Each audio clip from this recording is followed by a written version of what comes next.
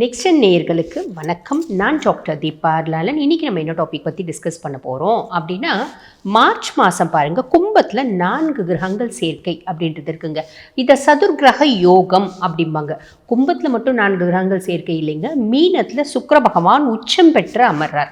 ஆக இந்த ஒரு நாட்கள் பாருங்கள், அதாவது இந்த மார்ச் மாதம் முழுசுமே நிறைய ராசிகளுக்கு அபரிவிதமான நற்பலன்கள் அப்படின்றது வரதான் போகுது.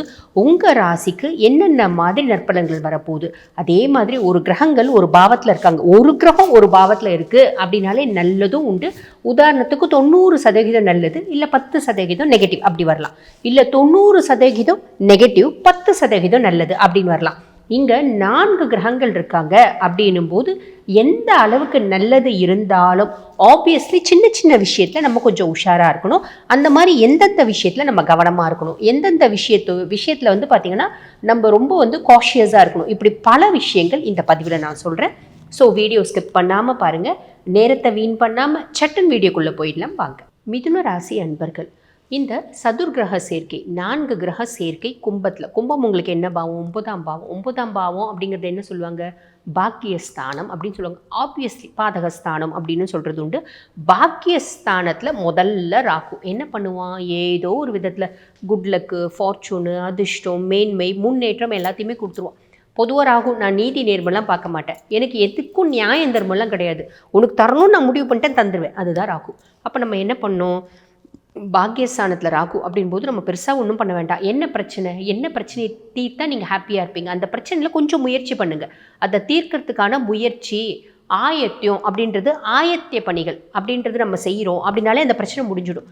உதாரணத்துக்கு சொல்லணும் அப்படின்னா, எனக்கு பாருங்கள், ஒரு வீடு வாங்கணும், அதுதான் பெரிய பிரச்சனையாக இருந்துச்சு. நான் வீடு பார்க்கறதுக்கே யோசிக்கிறேன், ஏன்னா என்கிட்ட பெருசாக காசு இல்லை, கையில் அமௌண்ட்டே இல்லாமல் நம்ம எப்படி வீடு போய் பார்க்க முடியும், எப்படி நம்ம வீடு வாங்க முடியும் அப்படின்லாம் யோசிக்கிறீங்கன்னா ஃபஸ்ட்டு நீங்கள் வீடு போய் பாருங்கள். ஒரு பேங்க்கில் லோனுக்கு அப்படின்னு அப்ளை பண்ணுங்கள். எந்தெந்த விதத்தில் நம்மளால் அமௌண்ட்டை திரட்ட முடியும் அப்படின்னு ஒரு சைடு முயற்சி பண்ணுங்கள். இப்படி 3 பக்கமும் நீங்கள் முயற்சி பண்ணுறீங்க அப்படின்னா பாக்கியராகு ஏதோ ஒரு விதத்தில் அந்த வீடை வாங்குறதுக்கான ஒரு ஆப்பர்ச்சுனிட்டியை க்ரியேட் பண்ணி கொடுப்பான். ரொம்ப சிம்பிள். நான் முயற்சியே பண்ணாமல் எனக்கு ராகுவா வீடு வாங்கி கொடுத்துருவோம் அப்படின்னா அது ஆகுமா? ஆகாது. எந்த ஒரு விஷயமா இருந்தாலும் நீங்கள் கொஞ்சம் முயற்சி பண்ணுறீங்க அப்படின்னா பிளானட்ஸ் ரொம்ப சப்போர்ட்டிவாக இருக்காங்க. கொஞ்சம் முயற்சி பண்ணி நம்ம பள்ளத்தில் விழுந்துட்டோம், பார்க்குறோம் அப்படின்னா யாரோ ஒருத்தவங்க போகிறவங்க கை தூக்கி எழுப்பி விட்டு போயிடுவாங்க. அந்த மாதிரி ஒரு சுச்சுவேஷனில் பிளானட்ஸ் இருக்காங்க. ஸோ புரிஞ்சிருக்கும்னு நினைக்கிறேன். ஆக 9ஆம் பாவ ராகு இந்த மாதிரி ஒரு நல்ல விஷயம், அதாவது ஏதோ ஒரு விதத்தில் நம்மளுக்கு குட் லக் அப்படின்றது கொடுப்போம். அதுக்கும் மேலே நிறைய படிக்கிற பிள்ளைங்களா இருக்கீங்களா, வெளிநாடு போய் படிக்கணும், ஹையர் எஜுகேஷன்ஸ் படிக்கணும் அப்படின்னு ஆசைப்பட்ட நிறைய மிதுன ராசி பிள்ளைங்களுக்கு இந்த காலகட்டம் படிக்கிறதுக்கான பிராப்தம் அப்படின்றது உண்டு. இதுக்கு உங்கள் அப்பா ரொம்ப சப்போர்ட்டிவாக இருப்பார். அம்மா வேண்டாம், இப்போ இந்த காலத்தில் ஆம்பளை பிள்ளையாக இருந்தாலும் சரி, பொம்பளை பிள்ளையாக இருந்தாலும் சரி, அம்மாவை விட்டு அனுப்புறதுக்கு விருப்பப்பட மாட்டாங்க. அது இந்த காலம் இல்லை, எந்த காலமாக இருந்தாலும். ஆனால் அப்பா ரொம்ப சப்போர்ட்டிவாக இருந்து, விடு பிள்ளை போட்டோம், வெளி உலகத்தை தெரிஞ்சுக்கிட்டோம் அப்படின்ற மாதிரி நம்மளுக்கு ரொம்ப சப்போர்ட்டிவாக இருப்பார். மைனஸ் ஏதாவது இருக்கா? அப்படி சப்போர்ட்டிவாக இருந்த அப்பாவுக்கும் உங்களுக்கும் மிஸ் அண்டர்ஸ்டாண்டிங்ஸ் வரதுக்கு வாய்ப்பு உண்டு, ஒரு பெண்ணுடைய தலையீடுனால அப்படின்னு சொல்லலாம். அதில் கொஞ்சம் நீங்கள் ஒரு பெண்ணோட தலையீடுனா நம்ம நம்ம அப்பாவுக்கு யாரோ நல்லா பேசுகிறாங்க, ஒரு மெசேஜ் பண்ணுறாங்க அப்படின்னா நம்ம தப்பாக கால்குலேட் பண்ணக்கூடாது. அனலைஸ் பண்ணிவிட்டு அதை அதுக்கப்புறம் நீங்கள் ரியாக்ட் பண்ணுங்கள். ஓகேங்களா? இதில் கவனம் அப்படின்றது வச்சுக்கோங்க.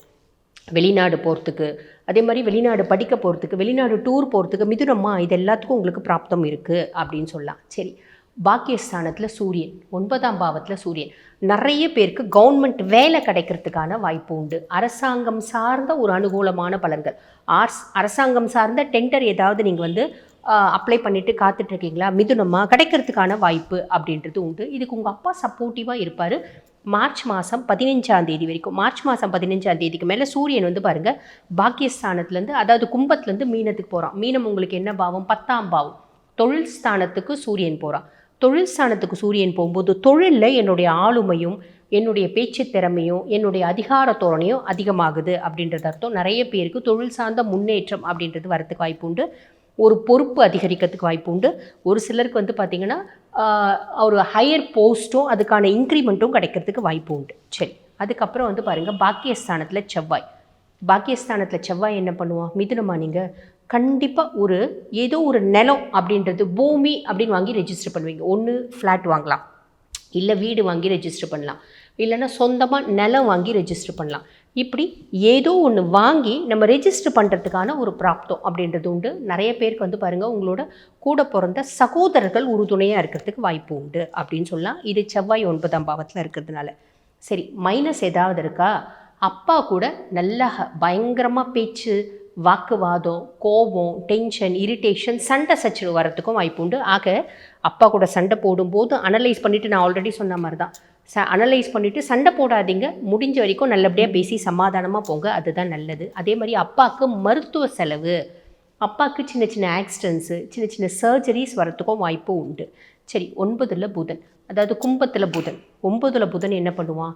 நிறைய விஷயத்த நான் பேசியே வாங்கிட்டேன்ப்பா, பேசியே எனக்கு வந்து ஒரு பாசிட்டிவ் ரிசல்ட்டை நான் கொண்டு வந்துட்டேன். ஒரு இடத்துல வந்து பார்த்திங்கன்னா, புதன்னா எப்படின்னா, ஒரு இடத்துல போய் வேலை செய்கிறாங்க அப்படின்னா, ஒரு படத்தில் நம்ம சிவகார்த்திகேயன் சார் படத்தில் கேட்டிருப்பார் பாஸ், உனக்கு என்ன வேணும் அப்படின்னு, எதுவும் நீ ஆசைப்படுற அப்படின்னா ஓன் சீட் அப்படின்னு சொல்லுவான். அந்த மாதிரி புதன் எப்பயுமே வந்து என்ன ஆசைப்படுவாங்க அப்படின்னா, ஒரு ஹையர் அஃபிஷியல் மாதிரி ஒரு ரேஞ்சில் ஒரு பெரிய லெவல் திங்கிங், ஒரு பெரிய லெவல் தாட்ஸ், பெரிய லெவல் அச்சீவ்மெண்ட் பண்ணணுன்ற எண்ணம் ஆப்வியஸ்லி புதனுக்கு இருக்கும். ஸோ பாக்கியஸ்தானத்தில் புதன் எல்லா விதத்துலையும் நம்ம பெரிய லெவலில் ஏதோ ஒன்று சாதிக்கணும் அப்படின்ற எண்ணத்தை ஏற்படுத்துவோம். அதுக்கப்புறம் வந்து பாருங்கள், மீனத்தில் சுக்கிரன் உச்சம் பெற்று அமர்றான். மீனம் உங்களுக்கு என்ன பாவம்? 10ஆம் பாவம், தொழில் ஸ்தானம்.